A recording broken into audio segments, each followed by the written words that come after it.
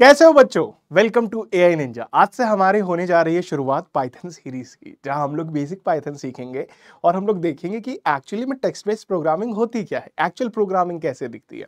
अब तक हमने जितनी भी चीजें सीखी हैं उन्होंने हमें ये तो इनेबल कर दिया समझने में कि चीजें काम कैसे करती है, लेकिन आज हम देखेंगे बेसिकली में एक्चुअल प्रोग्रामिंग कैसे काम करती है, कैसे आप टेक्स्ट लिखते हैं, कैसे उस टेक्स्ट को एक कंप्यूटर फॉलो कर पाता है। क्लियर? चलिए शुरुआत करते हैं। देखो, जब बात आती है ना तो टेक्स्ट बेस्ड कोडिंग क्या है। देखो, ब्लॉक बेस्ड कोडिंग में किसी ने आपके लिए ब्लॉक्स बना के दिए हुए थे। somebody else has actually made blocks for you। आपके लिए पहले से ही ब्लॉक्स थे, आप अरेंजमेंट में थे। तो अगर हम एक बात देखें ब्लॉक बेस्ड में, तो हम क्या कर रहे थे, हम अरेंजमेंट में ध्यान दे रहे थे। ओके, फोकस किस पे था हमारा? अरेंजमेंट। अगर हम बात करें टेक्स्ट बेस्ड की तो किस पे हमारा फोकस होगा? हमारा फोकस चला जाएगा दोनों चीजों पे, अरेंजमेंट एंड क्रिएशन।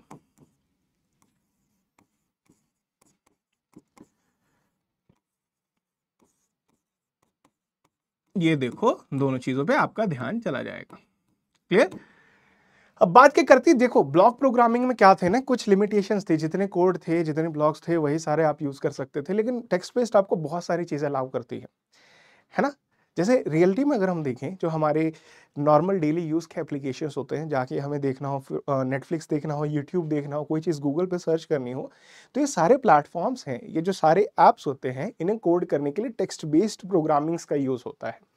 अब बात आती है, सर अगर मैं पाइथन सीख लूंगा तो क्या मैं एक बहुत बड़ा प्रोफेसर बन जाऊंगा या इंजीनियर बन जाऊंगा? नहीं।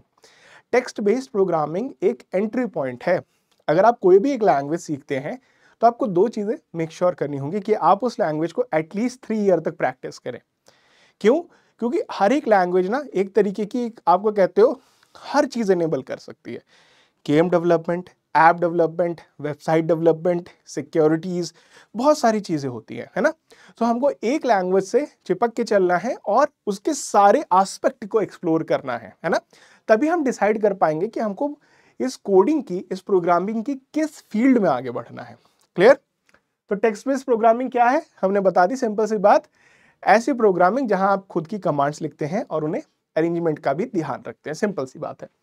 अब जब भी हम कोई टेक्स्ट लिखते हैं ना, तो बात आ जाती है, हम लिखते हैं इंग्लिश में, है ना, और कंप्यूटर क्या समझता है? कंप्यूटर समझता है बाइनरी। अब एक सवाल आता है, सर ये बाइनरी ही क्यों समझता है? ओके, ये बाइनरी ही क्यों समझता है? इसे समझने के लिए एक छोटा सा मूव बनाते हैं। क्लियर? एक छोटी सी ग्रिड बनाता हूं मैं।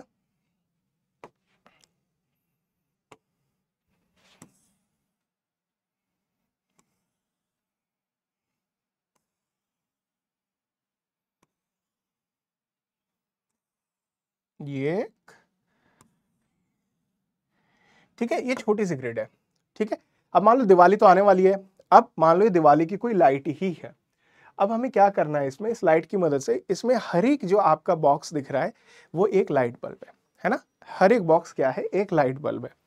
तो हमने क्या बोला कि ये जो एम्प्टी बॉक्स है, ये क्या है? एक है लाइट बल्ब,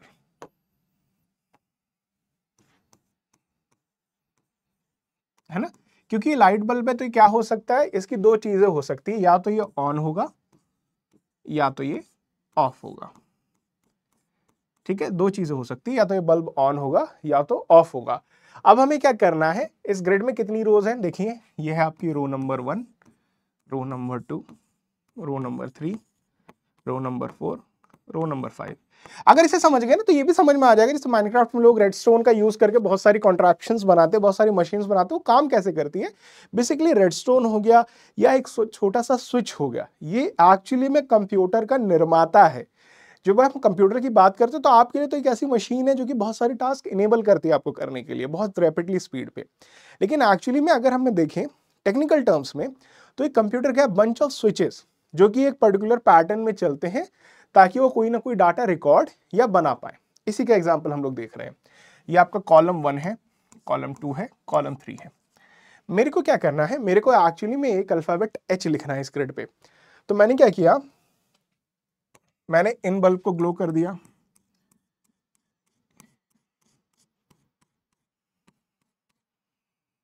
ये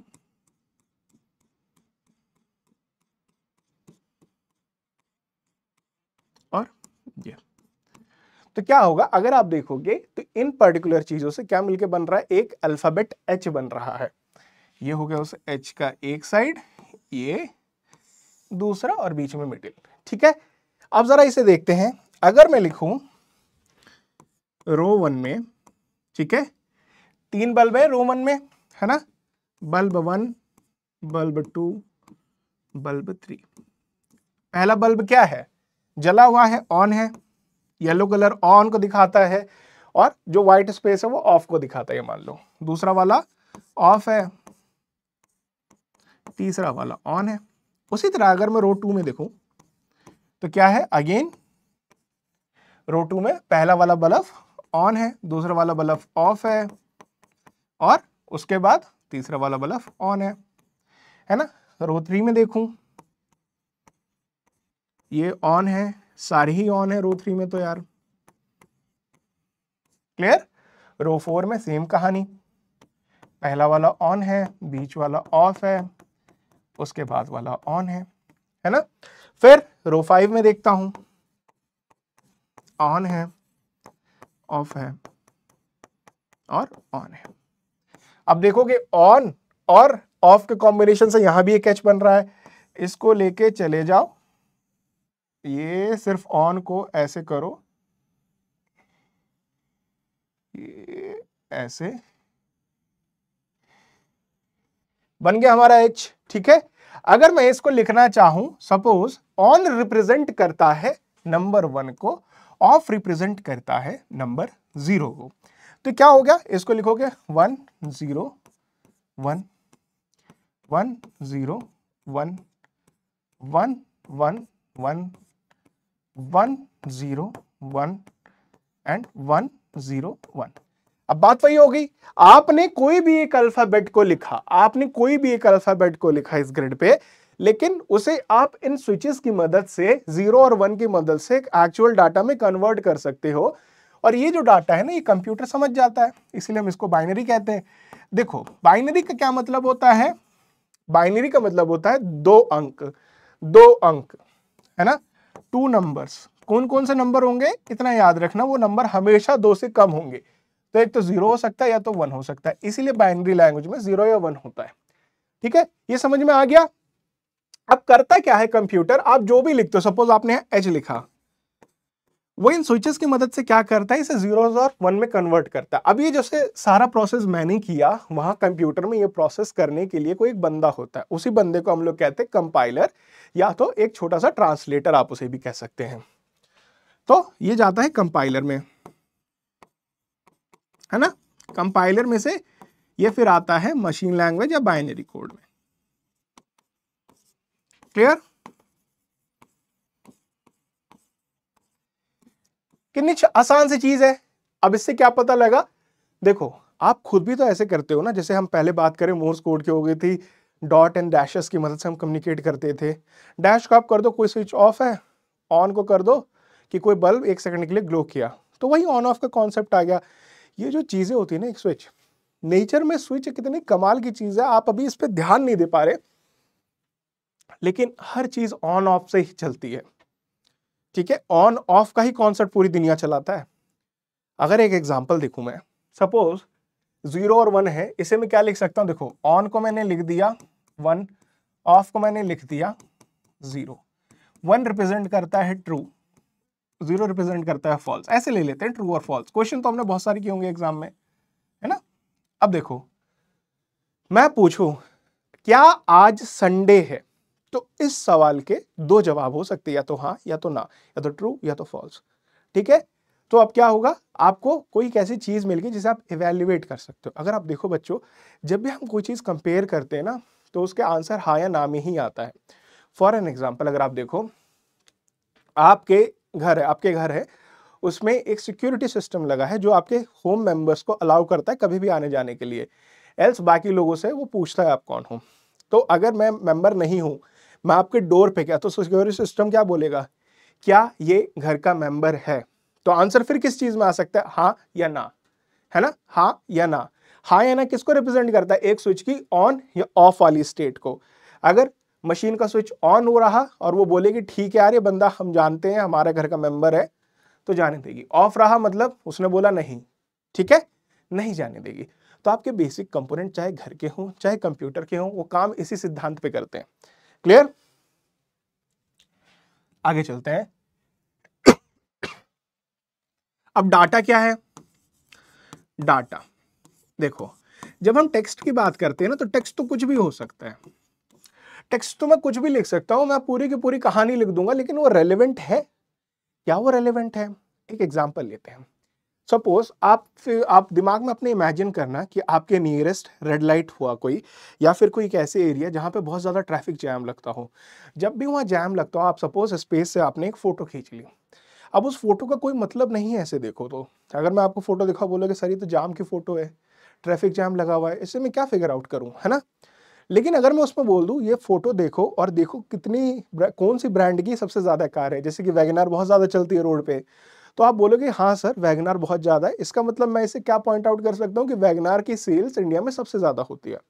बेसिक चीज आपने निकाली। लेकिन आपको अगर पहले पता ही नहीं था आपको निकालना है क्या है, और वो फोटो आपको तब दे दी जाती है, आपको पता ही नहीं रहता इसमें से मैं क्या फिगर आउट करूं। तो डाटा का क्या कहते हैं हम लोग? डाटा क्या हो सकता है? फैक्ट हो सकता है, या फिर आप कह सकते हो इंफॉर्मेशन हो सकती है किसी भी चीज के रिगार्डिंग, है ना। क्लियर? अब बात आती है सर, हम टेक्स्ट की ही क्यों बात करें। देखो टेक्स्ट प्रोग्रामिंग हम लोग इसलिए सीखते हैं क्योंकि बहुत इजीली आप कर सकते हो, है ना। ऐसी बात नहीं है कि हम लोग वीडियोस को नहीं डाल सकते प्रोग्रामिंग में, या फिर आप कह सकते हो इमेजेस को नहीं ले सकते। वो सारी चीजें भी टेक्स्ट ही में कन्वर्ट होती हैं, बात ऐसी है ना। अब देखो जब हम टेक्स्ट की बात करते हैं तो वहां एक चीज आ जाती है, डेटा और डेटा टाइप, है ना। नॉर्मली में देखते हैं, हम अपना मोबाइल चलाते हैं, तो मोबाइल में हम किस टाइप का डेटा यूज करते हैं? हम मोबाइल पे वीडियोस भी देख सकते हैं, हम वहाँ गाने भी सुन सकते हैं तो ऑडियो हो गई, हम टाइपिंग भी करते हैं तो टेक्स्ट हो गया, है ना। ये जनरल टाइप के डेटाज आप मोबाइल में देखते हैं, सिंपल सी बात है। और वहीं अगर किसी कंप्यूटर को कमांड देने की बात आई तो आप किसका यूज करते हैं? आप टेक्स्ट डेटा का यूज करते हैं। क्लियर? ओके। तो टेक्स्ट क्या है? टेक्स्ट हो गया डेटा। क्लियर? अब डेटा टाइप क्या है? इस टेक्स्ट में डिफरेंट डिफरेंट वेरिएशंस है। जैसे अगर आप देखें डेटा कुछ भी हो सकता है। अगर वीडियो को डेटा है तो उसे वीडियो डेटा, ऑडियो डेटा और टेक्स्ट डेटा कहते हैं। लेकिन टेक्स्ट डेटा में भी क्या होता है, सपोज मैं एक सेंटेंस लिखता हूं, today I will go 10 kilometre away from point A. अगर आप देखो इस सेंटेंस को, तो ये पूरा सेंटेंस भी एक डेटा है ना। कोई तो इसने इंफॉर्मेशन दी। अगर आप देखोगे एक सिंगल वर्ड भी एक डेटा है, आई विल गो, ठीक है। तो टेक्स्ट डेटा क्या कहता है? टेक्स्ट डेटा बोलता है यार या तो मेरे अंदर सेंटेंस हो सकता है, या सिर्फ वर्ड्स हो सकते हैं, अल्फाबेट भी हो सकते हैं, नंबर्स भी हो सकते हैं। क्लियर? तो इन सब तरीके के चीजों को हम कहते हैं डेटा टाइप। अगर पूरा चीज लोगे तो आप कह सकते हैं किस टाइप का डेटा? ये सेंटेंस टाइप का डेटा है। अगर एक सिंगल वर्ड को लोगे तो किस टाइप का डेटा है? ये वर्ड टाइप का डेटा है। अगर एक सिंगल अल्फाबेट को लोगे तो किस टाइप का डेटा है? ये कैरेक्टर टाइप का डेटा है। और अगर कोई नंबर है तो किस टाइप का डेटा है? ये नंबर टाइप का डेटा है ना। एक चीज और है, बहुत सिंपल सी चीज मैं लिख देता हूं, सेंटेंस को स्ट्रिंग कहते हैं। ओके, स्ट्रिंग कहते हैं। और इसे किससे रिप्रेजेंट करते हैं? कोटेशन मार्क्स के अंदर जो भी लिखोगे, चाहे वो सिंगल हो, डबल हो या ट्रिपल, इन सब चीजों को स्ट्रिंग कहा जाता है। ठीक है, clear? Anything written in between these are called as string.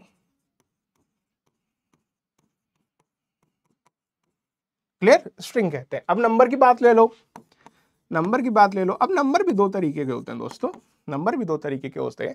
या तो होल नंबर ले लो जिसमें डेसिमल प्लेसेस ना हो, जैसे कि मैंने लिख दिया नंबर 9, ये लिखा 9.0, और अगर मैंने लिख दिया नंबर 10, तो यहां पे क्या है, भले 0.0 लिखा है लेकिन वहां डेसिमल प्लेसेस आ गई, तो इस तरीके के नंबर को कहते हैं फ्लोट, है ना। और जहां आपने नंबर को होल लिखा, मतलब वहां कोई डेसिमल पॉइंट नहीं है, वहां हम उसको कह देते हैं इंटीजर। इंटीजर्स की यही तो विशेषता है कि यार वो एज अ होल लिखे जाते हैं। क्लियर, ये छोटी सी बात हो गई। एक और तरीके का डेटा होता है बूलियन। अभी मैंने बात करी ट्रू और फॉल्स की, उस ट्रू और फॉल्स को ही बूलियन कहते हैं। मतलब एक ऐसा डेटा या कोई एक ऐसा सवाल जो कि दो पॉसिबिलिटीज पे एलिमिनेट हो सके, या तो हाँ या तो ना, या तो ट्रू या तो फॉल्स। क्लियर। अब हम चलेंगे थोड़ा प्लेटफॉर्म इंट्रोडक्शन की तरफ, देखेंगे कि कैसे हम लोग को दूसरे प्लेटफॉर्म्स पे कोड करना है। अभी हमारे पास इतने ज्यादा एक्सपर्टीज है नहीं कि मैं कोई चीज डाउनलोड करके उससे करूं। तो ये गूगल कोलैब है ना, ये गूगल कोलैब, और यहाँ पे जब भी आप आओगे ये आपको ऐसा इंटरफेस स्टार्टिंग में दिखाएगा, और हर क्या करेंगे, हर एक लेक्चर को हम लोग ऐसा क्लास ट्रीट करेंगे और उसका नोट बनाएंगे। तो ये मेरा न्यू नोटबुक पे मैंने क्लिक किया, ठीक है, एंड जैसे ही मैंने इस पर क्लिक किया, आपको यहाँ 10 to 15 सेकेंड्स का टाइम लग सकता है depending upon your internet speed. ठीक है, ये आ गया। अब यहाँ पे मैं इसका नाम चेंज कर सकता हूँ, ये इसका नाम मैं कर देता हूँ सपोज क्लास 1, ये पाइथन क्लास 1 है ना। अगर आप देखोगे, रिलीज नोट को कर दो बंद, ठीक है। यहाँ पे हर एक चीज है, यहाँ पे आप कोड लिख सकते, इस मदद से, इस बटन की मदद से उसे रन करा सकते हो, या फिर अगर आपको कोई नोट्स बनाना है तो आप यहाँ टेक्स्ट बना सकते हो, है ना। बहुत सिंपल सा प्लेटफॉर्म है, बहुत इफेक्टिव प्लेटफॉर्म है। अगर आप लोग जाना चाहते हैं in the field of data science या डेटा एनालिसिस, तब आपको इसी तरीके के एनवायरनमेंट में कोड करना पड़ता है। That's why I am using Google Colab. पहली बात तो ये, आपको कोई डाउनलोड नहीं करना पड़ेगा। दूसरी बात ये, हमेशा आपके पास अवेलेबल रहेगा अगर आपके पास इंटरनेट है। सो सारी इंप्रूवमेंट्स और सारी नीड्स आपकी यहीं से मिल जाएंगी। अब देखते हैं, सर गजब की बात आपने बता दी, सारी डेटा टाइप्स और वो सारी चीजें हो गई। अब पहला कमांड क्या लिखूं सर मैं, पहला क्या लाइन ऑफ कोड लिखूं मैं पाइथन में, देखते हैं। सपोज एग्जांपल लेते हैं हम, आप में से बहुत सारे बच्चे, सपोज मेरे आर्ट्स के टीचर है, आप में से कोई बच्चा मेरा आर्ट्स का टीचर है और मेरी है फर्स्ट क्लास में मैं अपना सामान लेके पहुंचा, तो सर ने मेरे को बोला कि जो मैं स्केच बना रहा हूं या जो मैं टूल्स यूज कर रहा हूं उसे देखो और उसी तरीके से करो। तो अगर मैं डिटेल में देखूं तो मेरा टास्क पहले दिन क्या है, रिपीट करना, है ना, रिपीट करना। क्लियर। और उसी तरीके से अगर मैं चाहता हूं कि कंप्यूटर मेरा नाम दोहराए, है ना, या कोई भी एक सेंटेंस में उसे दोहराए, तो उसे रिपीट करना कहेंगे। और वो कैसे होता है, with the help of print command. ठीक है, प्रिंट की मदद से वो होता है। क्लियर। अब देखो, इससे मैं दो चीजें और दिखा देता हूं। पहली बात तो ये हो गया, है ना। यहां पे मैंने लिखा, कैंसिल कर दो, यहां पे मैंने लिखा प्रिंट ब्रैकेट। हमेशा याद रखना ब्रैकेट, इस ब्रैकेट के अंदर आपको कोई चीज देनी होगी तभी वो प्रिंट होगी। और मेरे को देना है एक सेंटेंस, मैंने लिखा हेलो पाइथन। ओके, अब मैंने ये कमांड तो उसे दी कि भैया तुम प्रिंट कर दो। क्या प्रिंट करना है, कोटेशन मार्क्स के अंदर हेलो पाइथन आपको प्रिंट करना है। आपने इस बटन पे क्लिक किया। ये पहली बार थोड़ा टाइम लेता है चलने में, लेकिन देन आफ्टर दैट ये बहुत स्विफ्टली चलता है, बहुत आप कह सकते हो तेज चलता है। पहली बार इससे थोड़ा टाइम लगता है। यहाँ देखो, इसमें जनरेटिव एआई भी आप ये लिख सकते हो, जनरेटिव एआई की मदद से आप कोड भी बना सकते हो इसमें, लेकिन पहले आप सीखो तो कोड होता क्या है।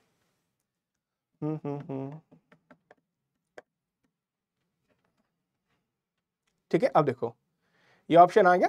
अब कंप्यूटर ने भी क्या कहा, हेलो पाइथन। ये जो डार्क कलर का आपने लिखा और कंप्यूटर ने इसे दोहराया।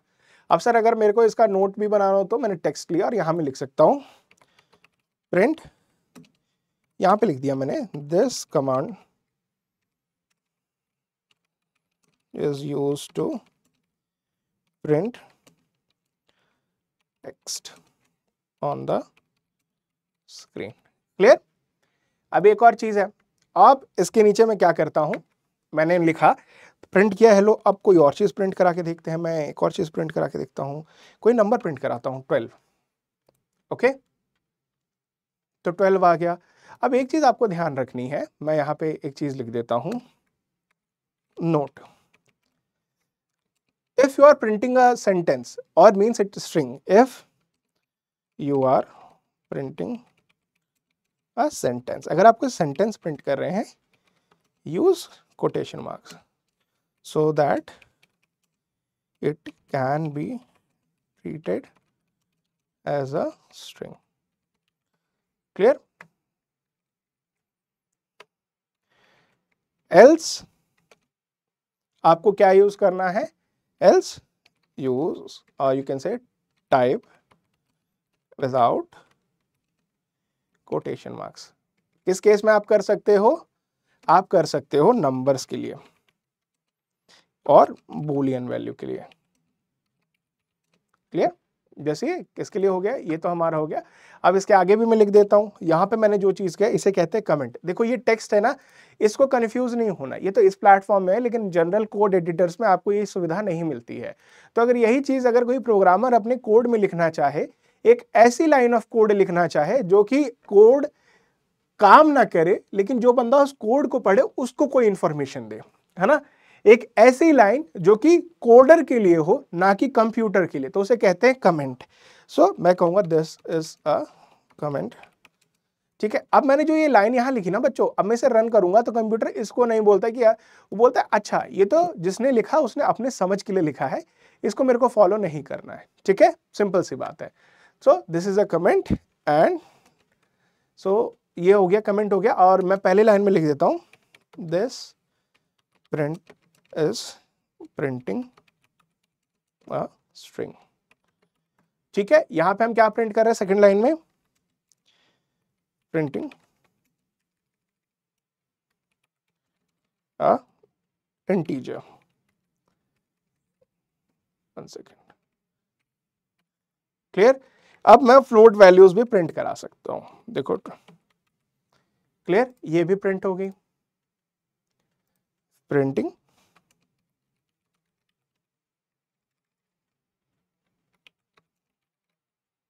फ्लोट हो गई।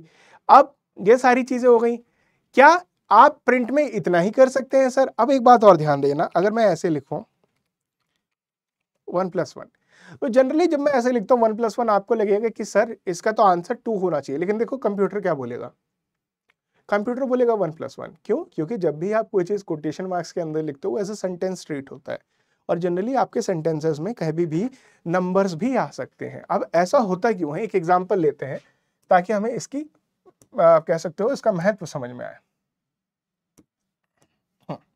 सपोज ये मेरा बैंक अकाउंट नंबर है, एक कोई एक रैंडम बैंक अकाउंट नंबर लिख लेता हूं मैं।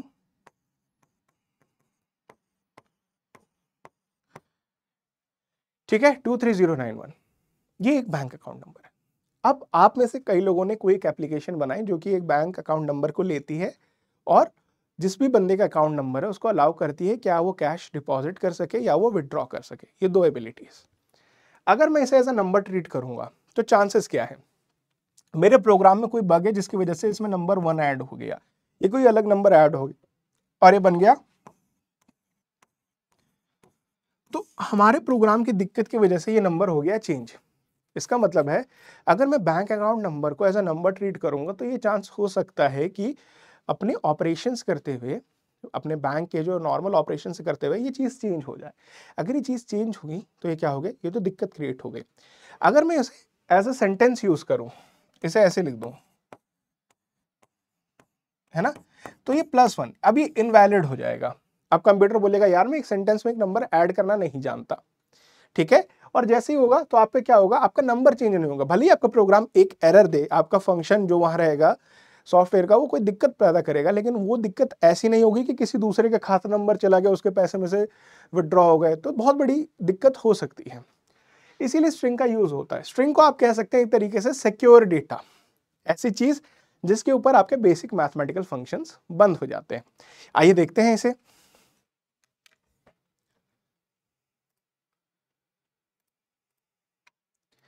यहां पे मैं लिखता हूं प्रिंट 1+1, तो ये काम करेगा अगर इसको मैं चलाऊं।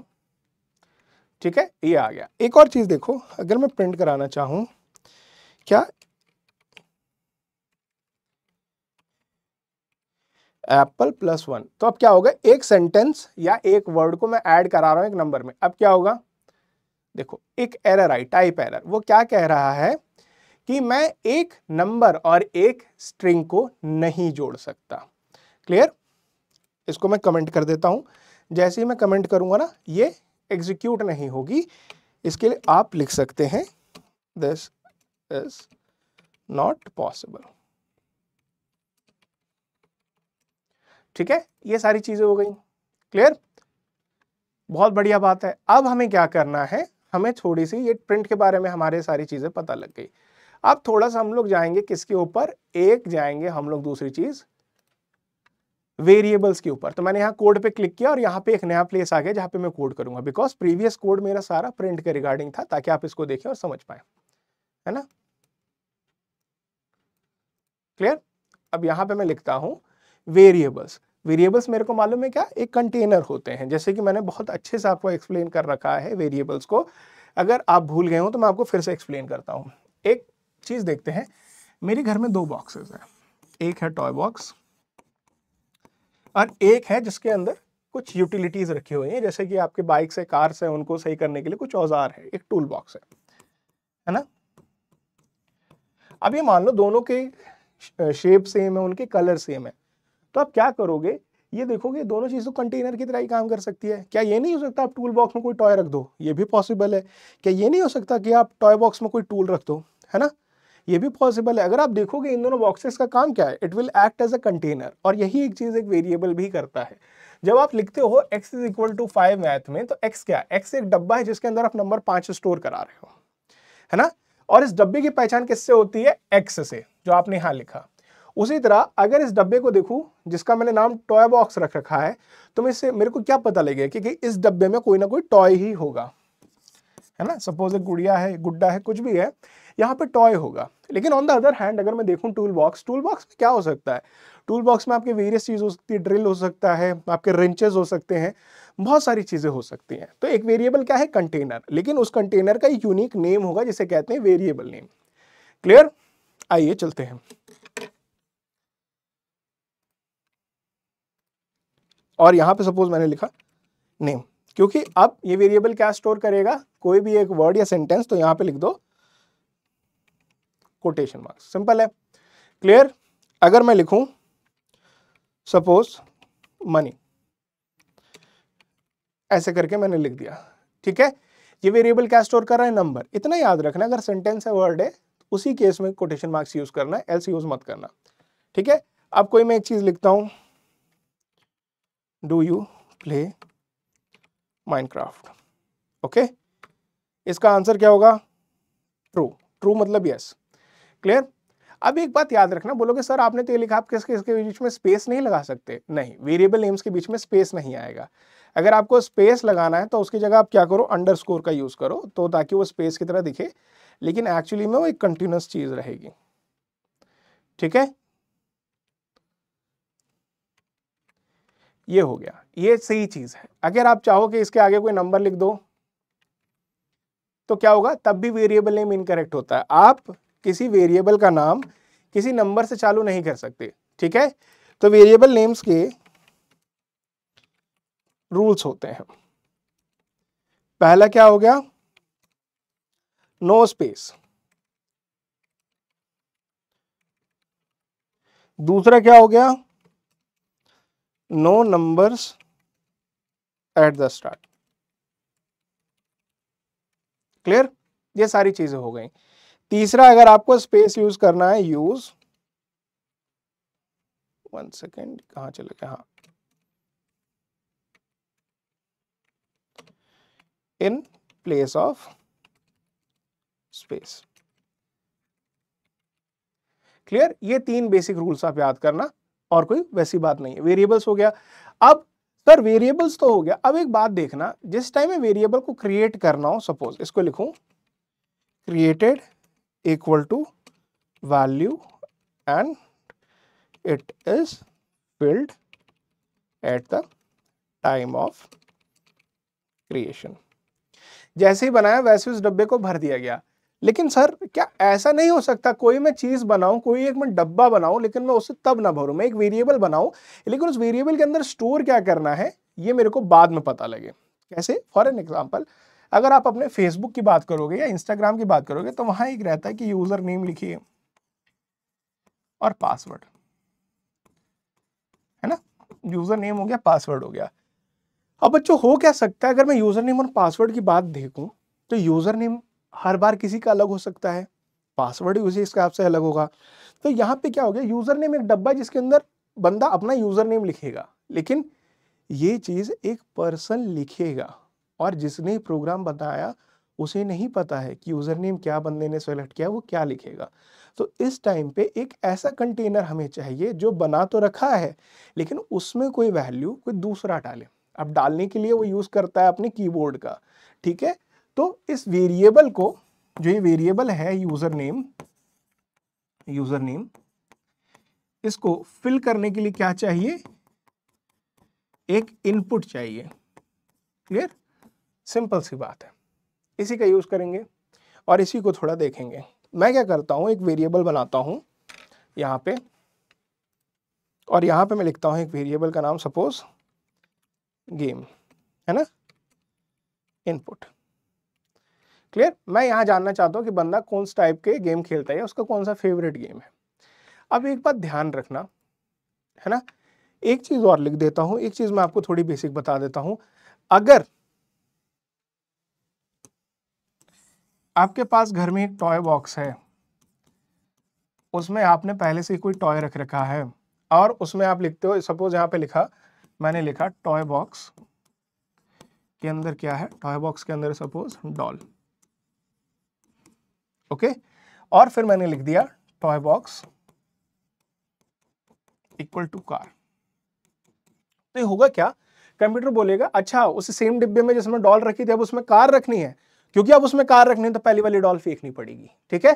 तो अगर आपको मल्टीपल वैल्यूज स्टोर करनी है तो इतना याद रखना कि वेरिएबल नेम सेम ना हो, क्योंकि जो प्रीवियस वैल्यू आप स्टोर करोगे वो फेंक दी जाएगी बाहर। बस इतनी सी बात है। क्लियर? ये हो गया, इनपुट आ गया। अब इनपुट, अब इसको चला के देखते हैं। अब यहां पे देखोगे ना, आपको एक डब्बा मिल गया, इस डब्बे में लिखना क्या है आपको नहीं पता लगेगा। अगर मैं इसको दिखाऊं, ठीक है, इसको देखना,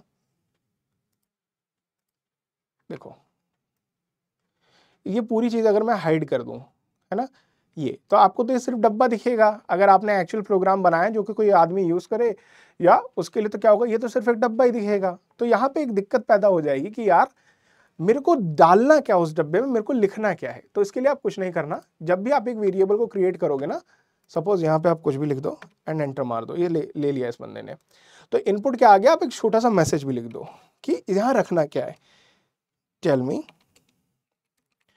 name of your favourite game. अब देखो, अब इसे मैं जब रन करूंगा ना तो मेरे को ये मैसेज दिखेगा, उसके बाद ये दिखेगा डब्बा, तो अब मेरे को पता लगा कि यहाँ लिखना क्या है, सपोज माइनक्राफ्ट। ओके, मेरा ये मैंने लिख दिया। सिंपल सी बात है, वेरिएबल्स पता लग गए, इनपुट पता लग गया। अब देखते हैं अपना क्विज गेम। ठीक है, क्विज गेम को देखेंगे। तो मैं क्या करता हूं, प्रिंट कराता हूं वेलकम टू द क्विज। ठीक है, एंड थोड़ा सा इसे ब्यूटीफुल बनाने के लिए यहां ऐसे एंड ये हो गई। Clear? Welcome to the quiz हो गया। उसके बाद आपको करना है स्कोर।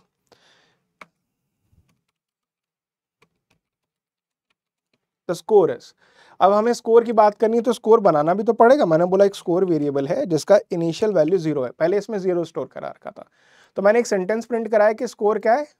उसके बाद मैंने कर दिया जो भी डब्बे में इस स्कोर, उसको आप यहाँ प्रिंट करा दो। अगर आपको कोई भी यहाँ समझने में दिक्कत है तो इतना याद रखना, प्रीवियस इसमें अगर मैं प्रिंट कराता हूँ वेरिएबल का name without any quotation marks, तो मेरे को उसके अंदर क्या वैल्यू स्टोर है ये मिल जाएगी। क्लियर? ओके, वही सेम चीज मैं यहां कर रहा हूं, स्कोर आ गया।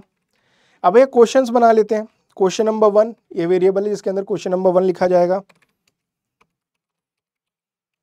तो मैं बनाना चाहता हूं क्वेश्चंस कैसे, सपोज कुछ कूल क्वेश्चन बनाने की कोशिश करते हैं, जैसे कि माइनक्राफ्ट से रिलेटेड बनाते हैं।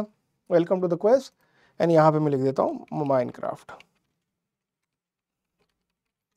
Okay clear. तो पहला क्वेश्चन मैंने डाल दिया, हु क्रिएटेड माइनक्राफ्ट। क्लियर। अब उसके आगे मैं बनाता हूं दूसरा क्वेश्चन, क्वेश्चन नंबर 2। दूसरा क्वेश्चन मैं बना लेता हूं, वेयर एक काम करते हैं, इसको बनाते हैं साइंस क्विज, ताकि सारे बच्चे इससे रिलेट कर पाए। ओके तो पहला क्वेश्चन मैं लिख लेता हूं, which animal is called as the ship of desert. Okay दूसरा मैं लिख देता हूं,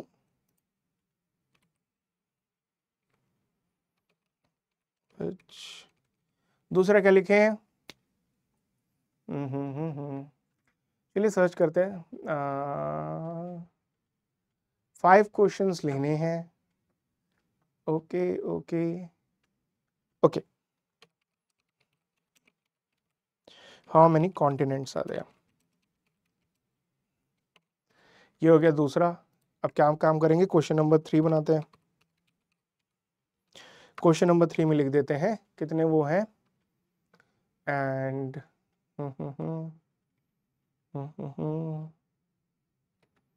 और क्या लिख सकते हैं, चलो थोड़ा कूल साइंस फैक्ट देख ही लेते हैं।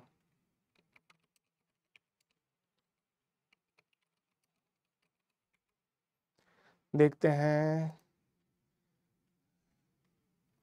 Clouds are heavy, raindrops, diamonds,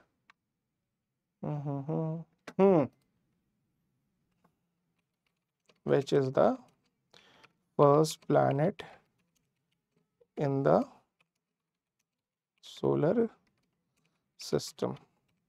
clear.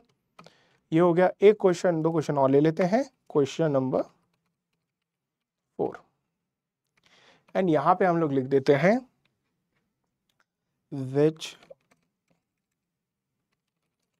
of the largest planet solar system, and उसके बाद क्वेश्चन नंबर 5,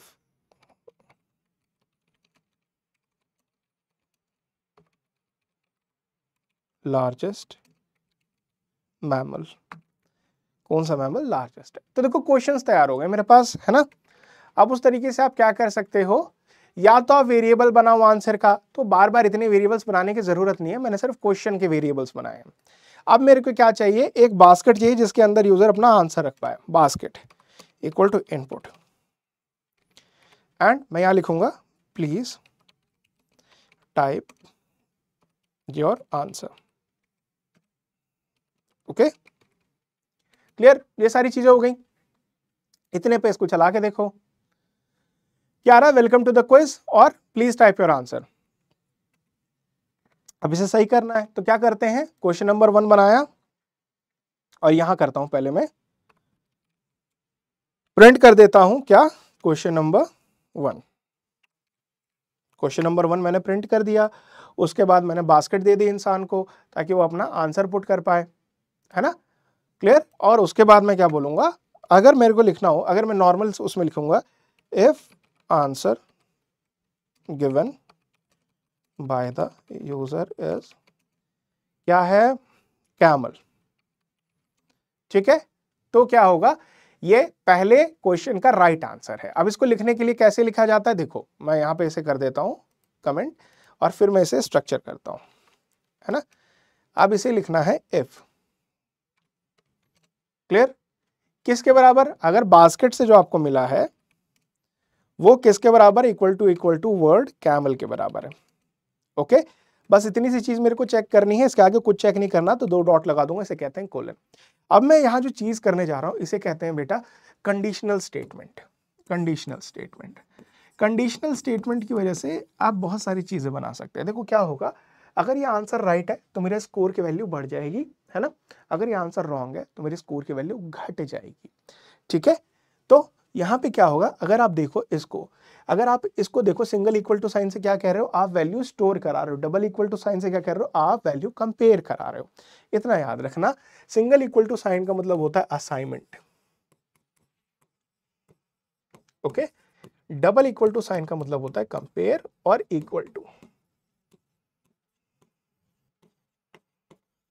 ओके। मैं ये चीज लिख देता हूं ताकि आपको दिक्कत ना हो, और ये फाइल मैं आपके साथ शेयर करूंगा, अब घबराइए नहीं।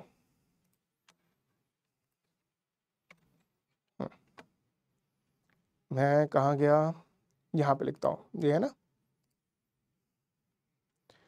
एक और conditional statement, okay. Conditional statement क्या होती है, any statement that allows you to make different output from the same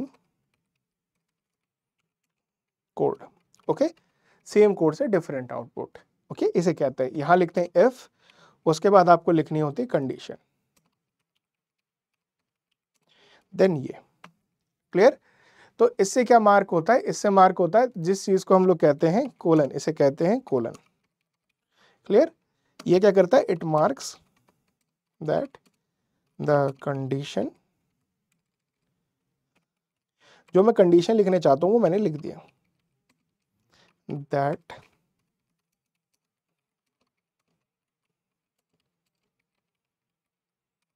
complete, clear, वो कंडीशन है कंप्लीट, सिंपल सी बात हो गई।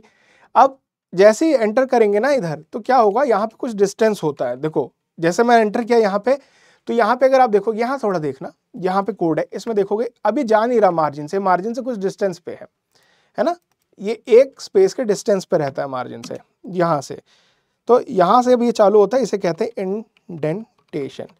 अभी ऐसा क्यों, इंडेंटेशन की मदद से पाइथन क्या करता है, डिफरेंट ब्लॉक्स को अलग करता है। जैसे इफ, अगर ये कंडीशन सही है, अगर आंसर कैमल है तो स्कोर बढ़ जाएगा और आप प्रिंट करा दोगे राइट आंसर, तो ये कब होगा, जब आंसर होगा करेक्ट। तो इसलिए यहां पे आपको लिखना होगा ऐसे, और देखो स्पेस आ गया, अब यहां लिख दो print right answer, okay, answer आपका हो गया राइट, ओके। और आप क्या करोगे, स्कोर में क्या करोगे, जो भी प्रीवियस वैल्यू ऑफ स्कोर थी उसमें कर दोगे +1, सिंपल सी बात है, आपका स्कोर बढ़ गया, है ना। अगर ये चीज नहीं है, अब मेरे को लिखना है एल्स, है ना, तो फिर से आपको जाना पड़ेगा कहां पे, देखो यहां पे आप गए मार्जिन पे, उसके बाद लिखना है एल्स, एल्स क्या करा दूंगा मैं, प्रिंट रॉन्ग, देखो अब मेरे को चाहिए एक सेंटेंस ना, रॉन्ग आंसर, क्लियर। छोटी सी मैकेनिक्स है कि अगर भैया हमारा बास्केट के अंदर जो भी आपने लिखा है वर्ड, अगर वो वर्ड है कैमल, है ना, तो क्या आपको करना है, तब आपको प्रिंट करा देना है कि आंसर है, देखो भैया आपका सही, और आपका स्कोर बढ़ जाएगा, है ना। प्रिंट करा दोगे आप, उसके बाद क्या, उसके बाद आप ये प्रिंट करा दिया आपने, स्कोर बढ़ा दिया। अगर आपका आंसर है इनकरेक्ट तो क्या होगा, सीधा प्रिंट करा देना रॉन्ग आंसर, क्लियर, सिंपल सी बात है। अब ये मैकेनिज्म आपने क्वेश्चन के लिया, इसको कॉपी करो, बैक जाओ, पेस्ट मारो, प्रिंट करा दो क्वेश्चन नंबर 2, है ना। और इस क्वेश्चन नंबर 2 का क्या आंसर होना चाहिए, क्वेश्चन नंबर 2 का आंसर होना चाहिए 7, क्लियर। एंड 7 होने पे ये होगा, इसी तरीके से यहां पे लिख दो, क्लियर। उसके बाद इसको क्या करना है, आपको फिर से कॉपी करा देना है, करा दो, इसके बाद इसे प्रिंट क्वेश्चन 3, एंड इसे यहां पे कर दो, क्वेश्चन 3 क्या था, सोलर सिस्टम मर्क्यूरी है शायद, हाँ मर्क्यूरी है, ओके। एंड यहां पे क्या करा दो, the answer given by user is mercury.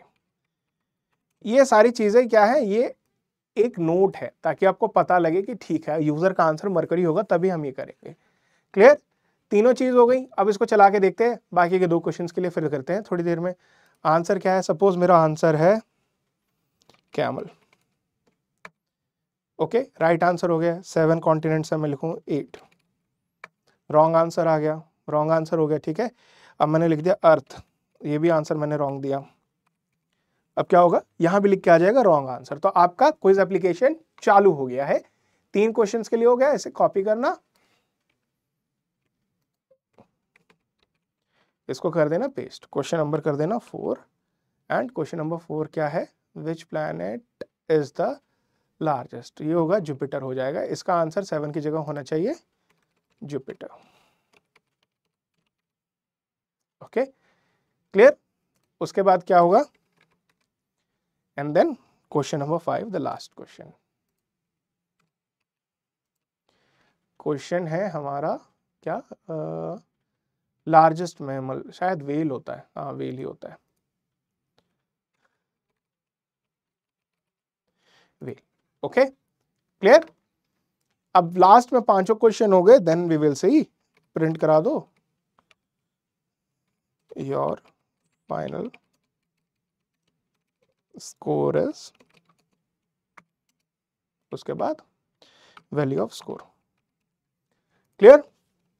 देखो बेटा, ये जो क्लासेस होंगी ना, 3 या 4 क्लासेस होंगी पाइथन के ऊपर, ये एक तरीके से होगी आपकी क्रैश कोर्स टाइप, तो आपको छोटे में समझ में आ जाए कि ठीक है। अब इसे देखना, मैं इसको थोड़ा जूम आउट करता हूँ, है ना।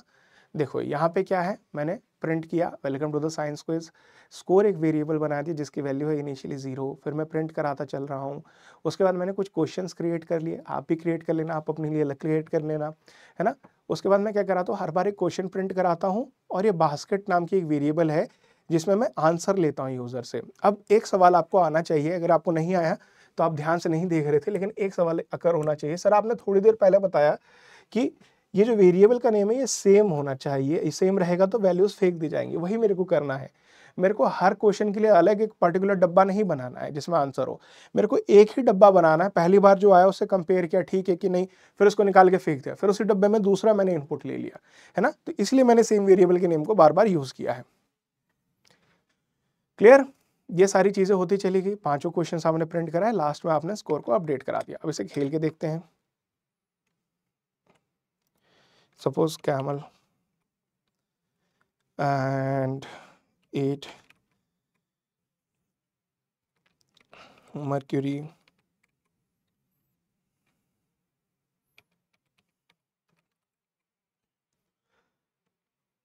whale। ओके स्कोर है 3। क्लियर। 2 आंसर मैंने गलत दे दिए, या तो स्पेलिंग में मिस्टेक होगी या वैसे होगा। सो ये था आपका first project, creating a quiz application with Python. And इसमें आपने क्या सीखा, वेरिएबल्स क्या होते हैं, डेटा क्या होता है, डेटा टाइप क्या होता है, इनपुट कैसे लिया जाता है, प्रिंट कैसे किया जाता है, और बेसिक छोटा सा कंपैरिजन कैसे किया जाता है। क्लियर।